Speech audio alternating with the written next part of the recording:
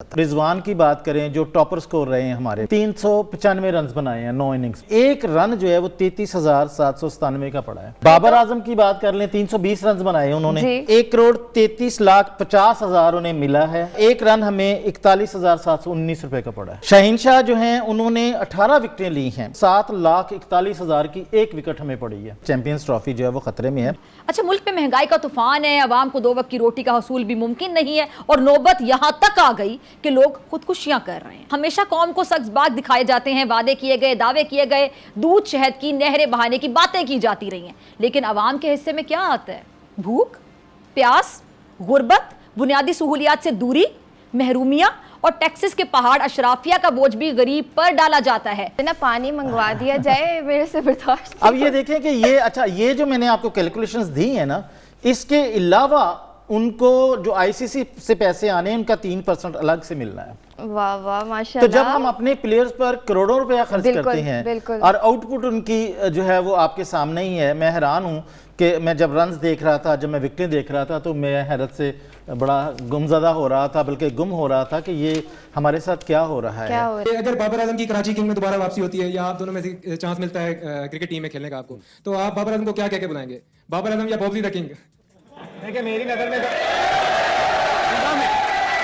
हंगामे फूट पड़े। मेरी नजर में ना अब आप निकलो बाबर आजम से, ये ऑनेस्ट ओपिनियन है मेरा, क्योंकि पाकिस्तान की टीम एक बाबर की टीम नहीं है। सही बात, हमारी टीम है वो, मेरी। और 15 लड़के भी हैं जिन्होंने पाकिस्तान को ना अकेले हाथों मैचेस जितवाए हुए। ठीक, Babar Azam yes he is a very good player, उसकी अपनी एक सेल्फ रिस्पेक्ट है। मिलो अच्छे तरीके से एज अ मुस्लिम, हमारा एक ऐसा टीममेट अच्छा बनता है कि सलाम दो अच्छे तरीके से होनी चाहिए, दैट्स इट। किंग मिंग ये बंदा इंसान ग्राउंड में अच्छा लगता है, ग्राउंड से बाहर नहीं अच्छा लगता है, एज अ पर्सन ही ठीक लगता है।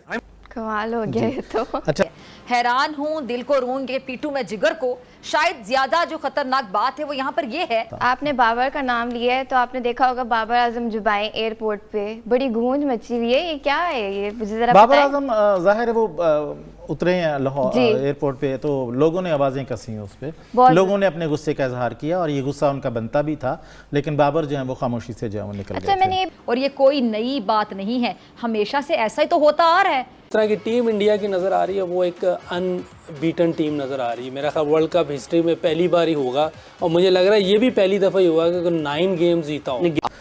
दोस्तों, जब वर्ल्ड कप शुरू नहीं हुआ था तब पाकिस्तानी आवाम को ये लग रहा था पाकिस्तान टीम आसानी से भारत में आकर जीत सकता है, लेकिन अब पाकिस्तान वर्ल्ड कप से बाहर हो चुका है। इस बात को लेकर पाकिस्तानी मीडिया और पाकिस्तान लोगों के बीच बहुत ज़्यादा गुस्सा है। अब तो ये फिक्सिंग का आरोप भी पाकिस्तान टीम पर लगा चुके हैं और ये चर्चा हो रहा है कि ये टीम खेलने के लिए नहीं, भारत बिरयानी खाने के लिए आए थे, शॉपिंग करने के लिए आए थे, मूवी देखने के लिए आए थे, वगैरह वगैरह। लेकिन दोस्तों, अब पाकिस्तान मीडिया में ये चर्चा हो रहा है, अच्छा होता पाकिस्तान टीम को अगर पाकिस्तानी गवर्नमेंट भारत ना भेजता तो करोड़ों रुपया बच जाता और इतना पैसा पाकिस्तान टीम पर खर्चा करना नहीं पड़ता, क्योंकि आप सबको पता होगा अब पाकिस्तान की इकोनॉमिक कंडीशन किस हालात में है। दोस्तों, काफ़ी इंटरेस्टिंग वीडियो है, आप आखिर तक ये वीडियो को देखते रहिए और आप सबसे रिक्वेस्ट है ये वीडियो को ज़्यादा से ज़्यादा लाइक शेयर करना बिल्कुल मत भूलिएगा। अब मैं ये सोच रहा था कि ये जो पैसे हैं हम जहाँ खर्च करते हैं उसकी आउटपुट क्या होती है। मसलन मैं आपको बताऊं कि पाकिस्तान के जो 15 रुकनी खिलाड़ियों का स्क्वाड था ना, वो एक्चुअली 4 कैटेगरी पे था, ए कैटेगरी, बी कैटेगरी, सी और डी कैटेगरी। ए कैटेगरी में 3 खिलाड़ी हैं, रिजवान हैं और शाहीन है और बाबर आजम हैं। अच्छा, इनको मंथली जो है वो 60 लाख रुपया दिया जाता है। हाँ जी। और इनकी जो मैच फीस है वो 1 लाख रुपया है, तो इन्होंने 9 मैच खेले हैं तो 9 लाख रुपया ये बनता है उनका। और 1.5 माह पौने 2 माह जो है वो हम रहे हैं वहाँ पर, तो उनका जो मंथली पैकेज अगर देखा जाए तो वो बनता है 1 करोड़ 20 लाख एक खिलाड़ी को। एक खिलाड़ी को 1.5 माह का 1 करोड़ 20 लाख दिया जाता है और 9 लाख रुपया जो है वो उनकी मैच फीस है। और उनका जो डेली खर्चा है वो डाला जाए तो 45 दिन वहाँ रहे हैं तो वो तकरीबन 4.5 लाख रुपए बनता है एक दिन का खर्चा। तो ये इस तरह से जो कैटेगरी ए के खिलाड़ी हैं ना, इन जिसमें शाहीन है और बाबर हैं और रिजवान है, इन्होंने 1 करोड़ 50 लाख 33,000। अब आप ये देखें कि अगर हम रिजवान की बात करें जो टॉपर स्कोर रहे हैं हमारे, तो उन्होंने 395 रन बनाए हैं 9 इनिंग्स में। ठीक है, और अगर इसकी कैलकुलेशन की जाए तो हमें एक रन जो है वो 33,797 का पड़ा है। इमेजिन करें आप, हैरान कर दिया। बाबर आजम की बात कर लें, 320 रन बनाए उन्होंने, ठीक है, और 1 करोड़ 33 लाख 50,000 उन्हें मिला है इसमें। और उनका एक रन हमें 41,719 रुपए का पड़ा है। सितार साहब आप तो बहुत हैरान कर रहे हैं। शाहीन शाह जो हैं उन्होंने 18 विकेटें ली हैं जी। और अगर आप उनकी विकेटों की बात करें तो 7,41,000 की एक विकेट हमें पड़ी है। Oh my God. और उन्होंने 55 रन बनाए हैं और वो बनते हैं हमारे तकरीबन 2,42,727 का एक रन। कमाल। अच्छा, दूसरे नंबर पर कैटेगरी बी में आते हैं फ़खर आते हैं, इमाम जी। आते हैं, शादाब खान आते हैं, नवाज आते हैं, हारिस रऊफ आते हैं। इनकी अगर कैलकुलेशन की जाए तो इनको जो मिलता है वो 80,20,000 रुपया, 80,20,000 रुपया। और इनकी अगर कैलकुलेशन की जाए तो फ़खर का एक रन हमें 42,591 का पड़ा है और इमामुल हक का एक रन हमें 57,840 रुपये का पड़ा है और शादाब खान का 77,438 का एक रन पड़ा है, उन्होंने 121 रन बनाए हैं। और मज़े की बात है कि शादाब खान और नवाज़ ने 2-2 विकेटें ली हैं और अगर आप नवाज़ की 2 विकेटों की कीमत निकालें तो वो बनती है 1,15,679 रुपये की। अपने प्रोसेस से ना निकलो भाई, आउटकम हमारे अंदर आ रहा है, हम जीत रहे हैं, हम अच्छा खेल रहे हैं, हमारी बैटिंग बॉलिंग फील्डिंग क्लिक हो रही है। तो इंडिया को ऐसा नहीं करना चाहिए। अगर आप जीत रहे हैं but you keep respecting the game, otherwise this game will bite you very bad.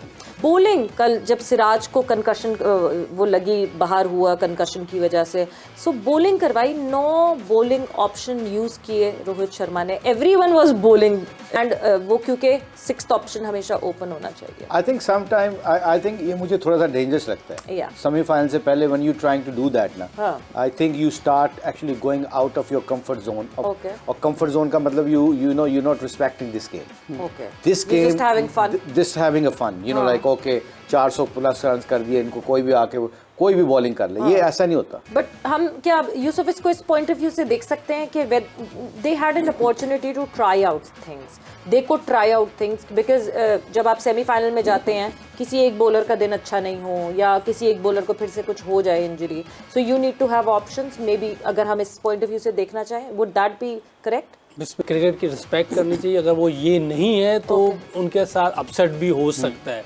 लेकिन अदरवाइज ये नहीं है तो फिर जो उस दिन अच्छा खेलेगा वही जीतेगी टीम, क्योंकि वैसे अगर देखा जाए तो उनकी टीम बहुत बैलेंस है।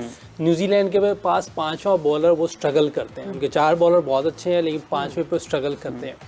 बैटिंग में अभी तक प्रेशर इतना ज़्यादा आया नहीं उन पे, और इंडिया पे भी कहीं नहीं आया, ना बॉलिंग में आया ना बैटिंग में आया। जो 9 गेम उन्होंने खेली कहीं प्रेशर नहीं आया।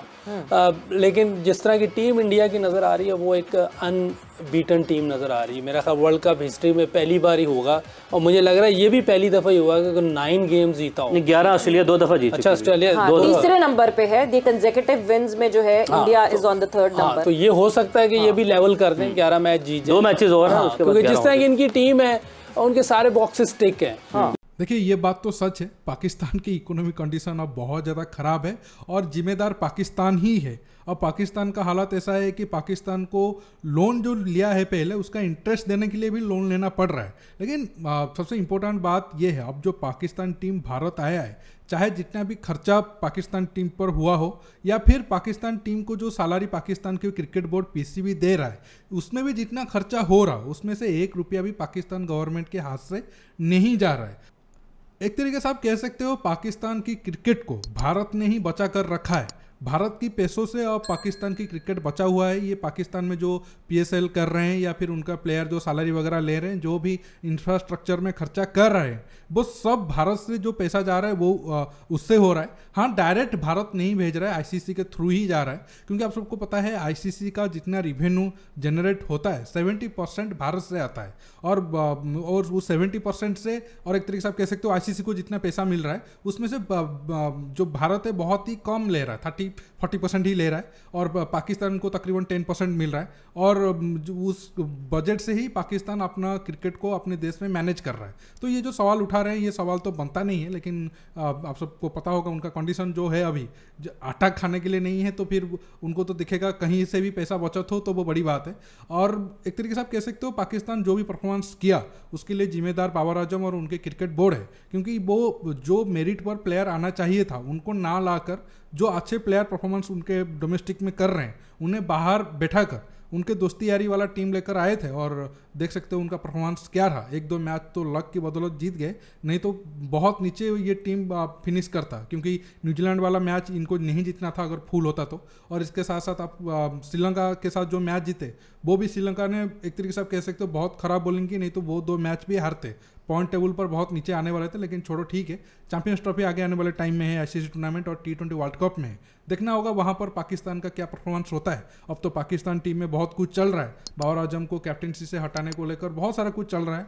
अगर इंटरेस्टिंग न्यूज़ कुछ आया तो मैं आपको ज़रूर अपडेट दूंगा। दोस्तों, आज के टॉपिक में बस इतना ही।